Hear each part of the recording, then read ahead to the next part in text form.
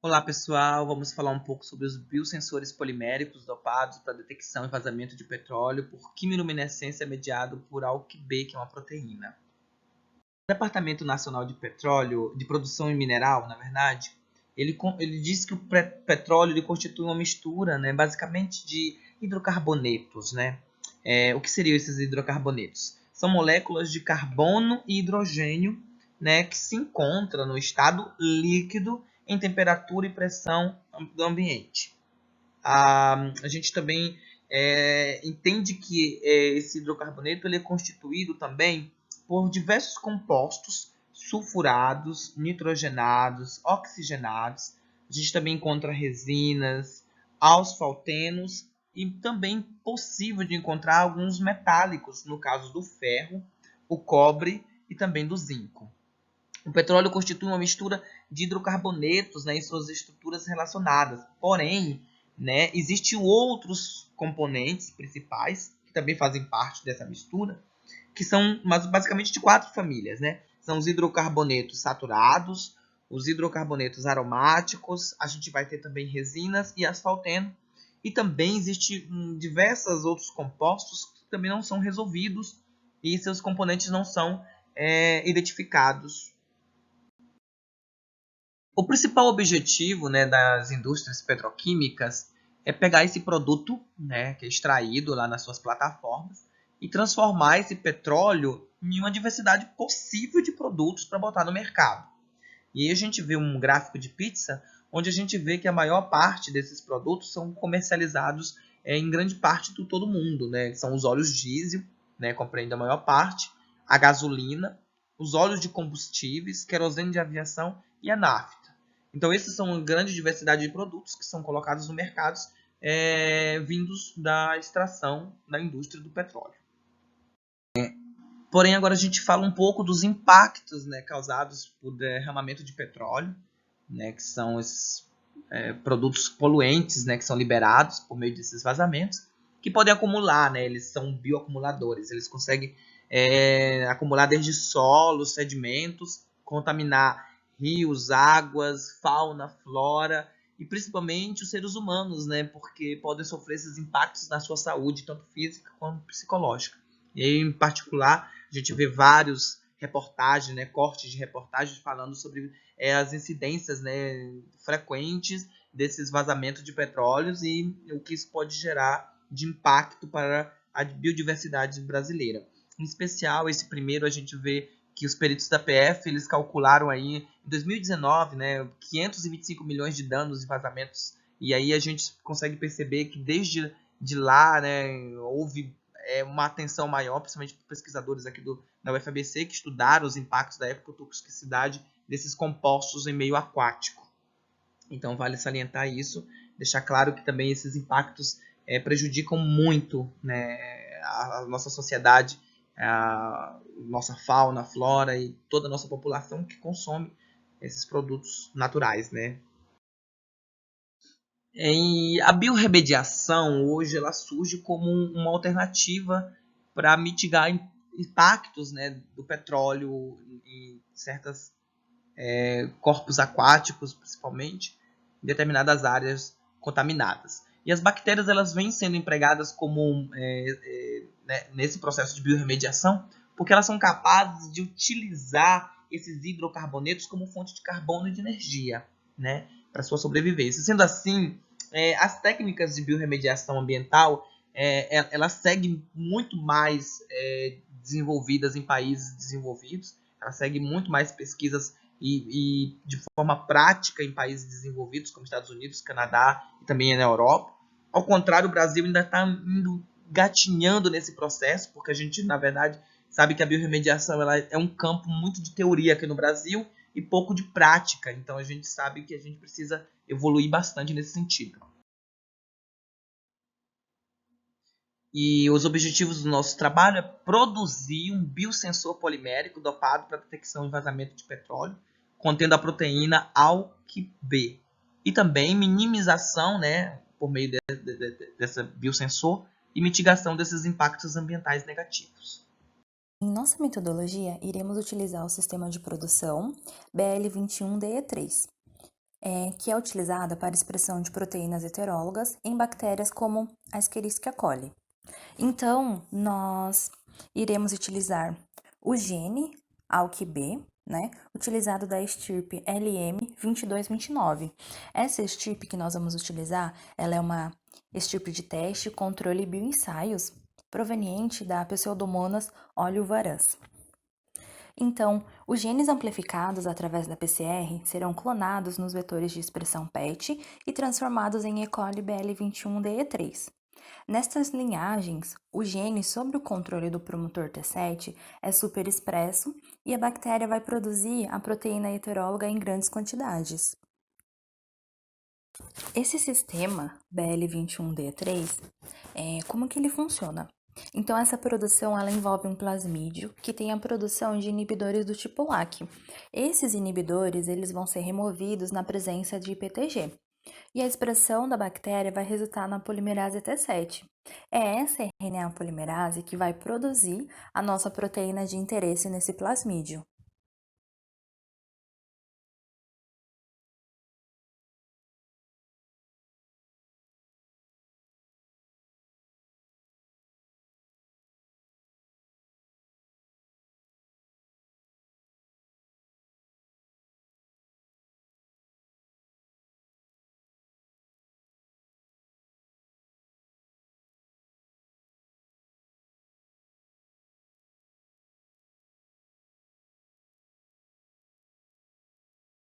Na etapa de produção e purificação do corpo de inclusão IB, o pellet contendo os IBs eles serão lavados com uma solução de tampão de Lise, que contém 3-HCl, cloreto de sódio e EDTA, além também de triton.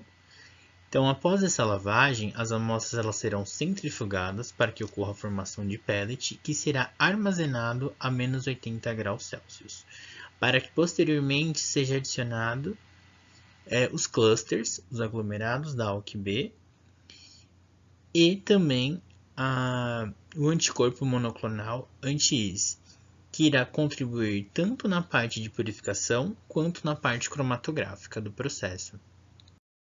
Na produção e purificação do corpo de inclusão, o peptídeo 28A será transformado em BL21D3. Em seguida, será realizado um inóculo de 500 ml em NLB com ampicilina para o crescimento a 37 graus e 250 RPM até o D atingir entre 0,4 e 0,6 e depois será induzido com 1 milimolar de PTG.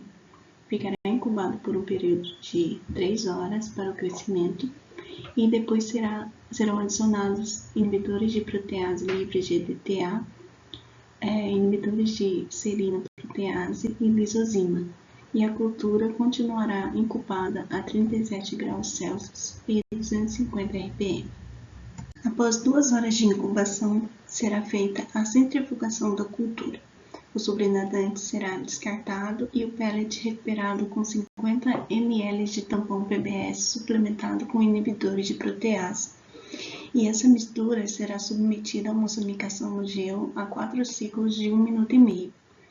E depois a mistura será congelada no menos 80 overnight. Após 24 horas, a mistura será descongelada e adicionado triton X100 a 0,4% e incubado por 1 hora a temperatura ambiente. Em seguida, ela será novamente congelada por 2 horas no menos 80 e esse ciclo será repetido até que a gente não observe mais crescimento bacteriano na cultura. Depois que confirmarmos que não há mais crescimento bacteriano, serão adicionados 125 microlitros de nonided, que é um detergente não iônico e não desnaturante, e a mistura será incubada por 1 hora a 4 graus. Após 1 hora, adicionaremos DNase e sulfato de magnésio, e a mistura continuará incubada por 1 hora a 37 graus e 250 RPM. Em seguida, a mistura será centrifugada por 15.000 G por um período de 15 minutos a 4 graus. Então, seguirá para uma outra parte da metodologia, que é a solubilização do corpo de inclusão IB e purificação da ALK-B solubilizada. O volume total ele será centrifugado e então será acrescentado a solução de PBS, que é uma solução tampão fosfato salino. além também de inibidores de protease. As amostras elas serão submetidas à sonicação por 5 minutos de repouso em gelo. A sonicação ela é um procedimento que faz uso de ondas sonoras para a separação de moléculas. Os pellets eles serão lavados com água destilada e pesados. Posteriormente será acrescentado 3-HCl mais inibidores de protease e lauroilsarsicosina.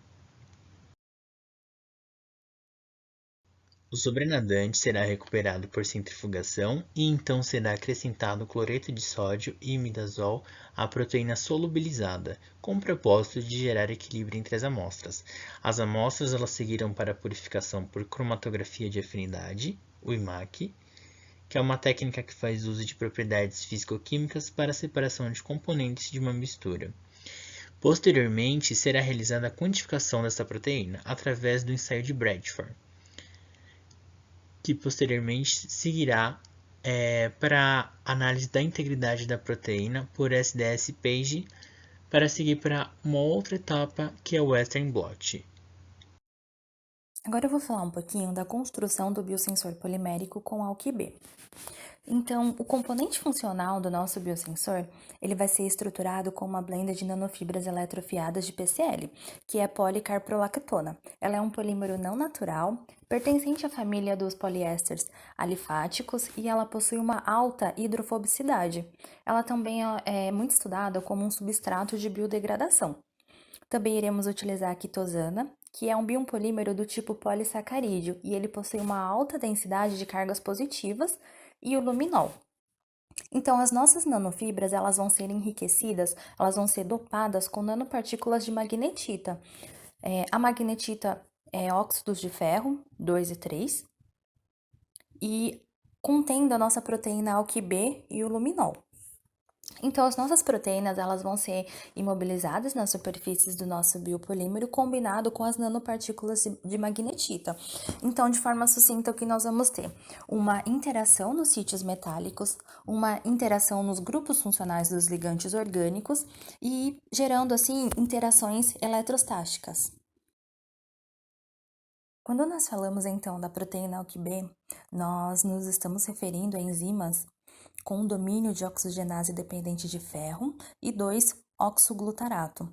O que ela faz? Essas enzimas, elas catalisam a oxidação de um substrato orgânico usando uma molécula de oxigênio. Então, a AlkB, ela atua na degradação de alcano, diretamente no metabolismo de hidrocarbonetos.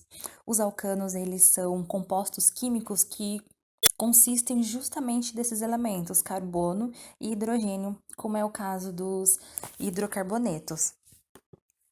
Então, conforme nós vamos ter toda essa reação, quando nós tivermos toda essa interação dos grupos funcionais, nós vamos obter a quimoluminescência.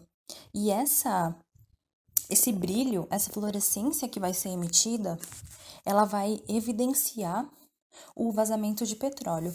Então, como que essa reação vai estar ocorrendo? Quando essas nanopartículas de magnetita com a nossa proteína solubilizada estiverem os hidrocarbonetos entrarem em contato na nossa blenda, no nosso biosensor, nós vamos ter toda uma interação dos grupos funcionais, onde essas enzimas, né, elas conseguem incorporar 2 átomos de oxigênio no hidrocarboneto. Então, o que elas fazem? Elas conseguem fazer uma oxidação de terminal ou em ambas as extremidades do alcano oxidado, subterminal ou até mesmo com um carbono no interior da cadeia oxidado. Então, conforme for ocorrendo essa reação, o luminol, ele vai entrar em cena. Por quê? O luminol, na presença de ferro, ele emite essa fluorescência.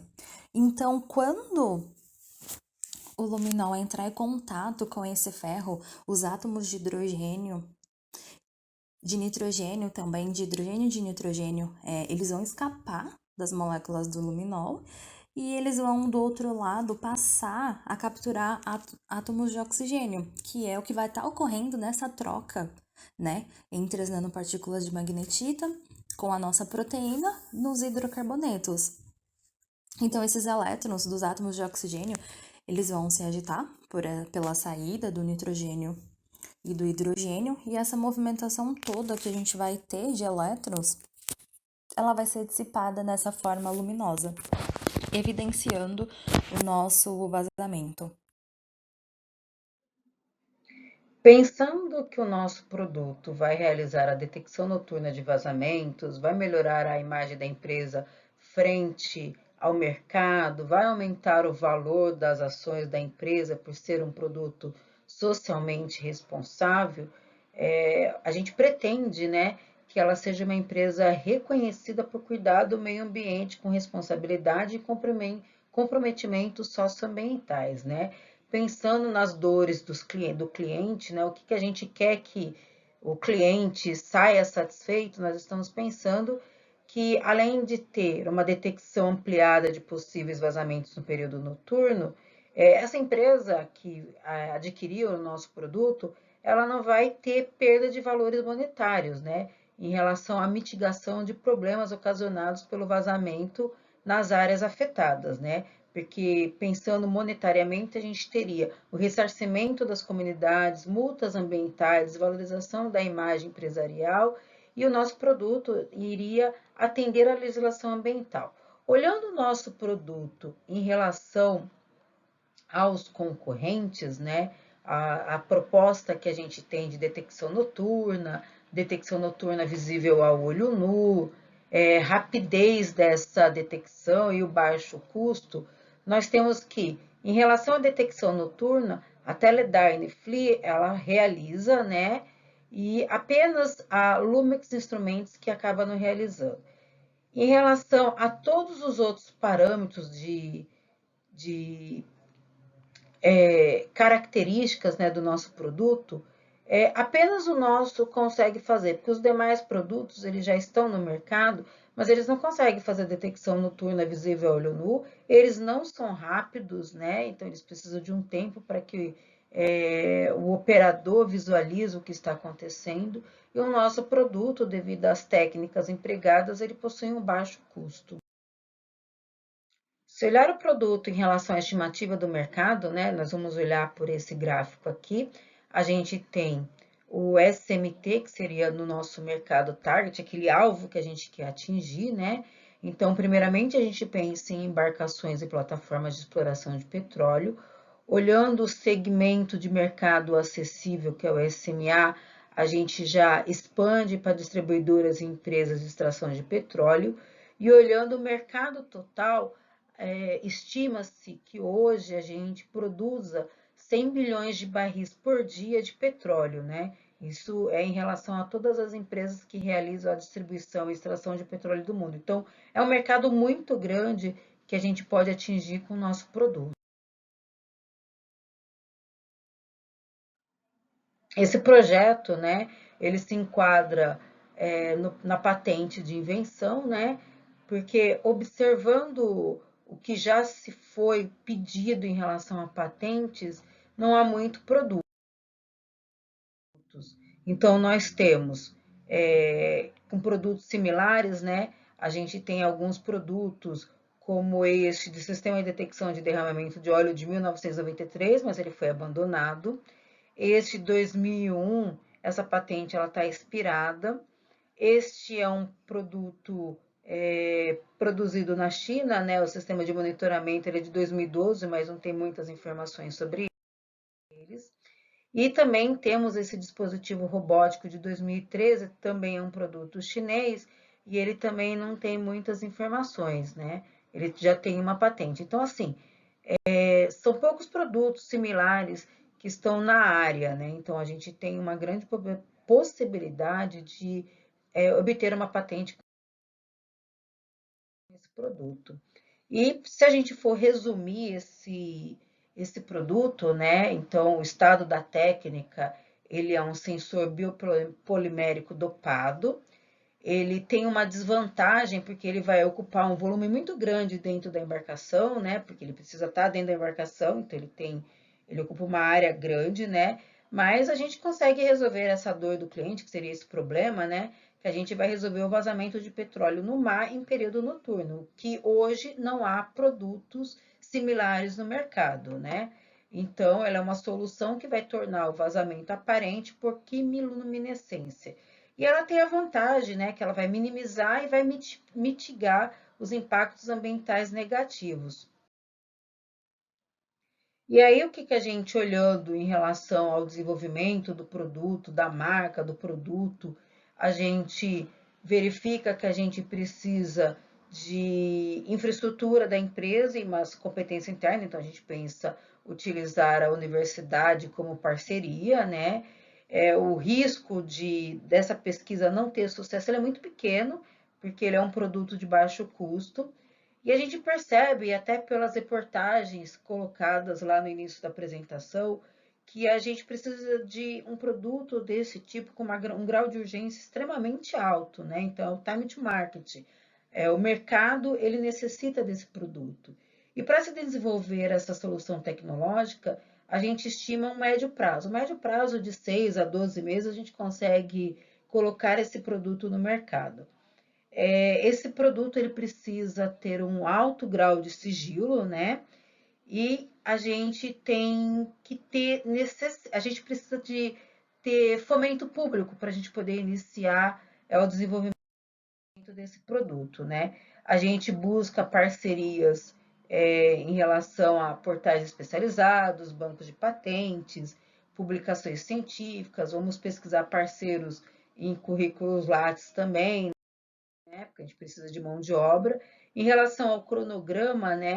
A gente estima que em 7 quadrimestres a gente consiga realizar todas as atividades para desenvolver esse sensor e submeter essa patente. Essas são as referências bibliográficas utilizadas para fazer esse trabalho. E todos nós agradecemos por vocês terem assistido até agora.